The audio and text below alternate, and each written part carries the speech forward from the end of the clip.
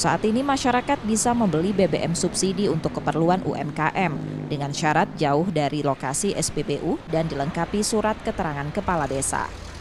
Hal itu diungkapkan Polda Sumsel untuk memudahkan masyarakat, namun dengan jumlah pembelian yang masih terbatas.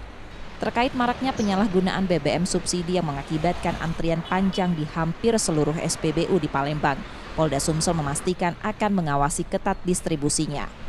Pemeriksaan akan dilakukan secara masif di SPBU dari indikasi keterlibatan petugas SPBU dalam penyaluran BBM subsidi yang disalahgunakan.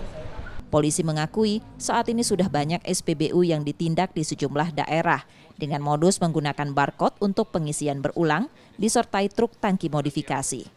Untuk BBM solar subsidi ini bisa digunakan oleh masyarakat kecil, khususnya untuk UMKM atau masyarakat yang mungkin tempat tinggalnya jauh dari SPBU, jaraknya jauh dari SPBU.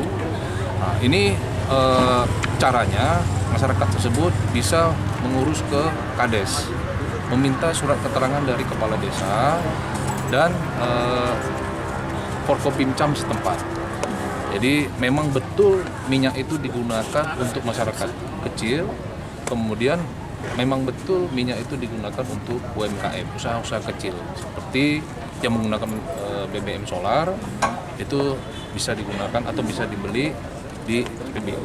Dengan jumlah yang terbatas, Pak? Dengan jumlah yang terbatas, itu yang mengatur nanti kepala desa.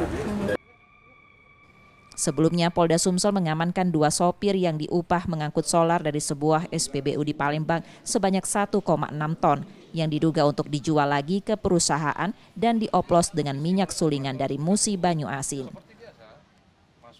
Reski Oktora, Muklas Diferensial, Kompas TV, Palembang, Sumatera Selatan.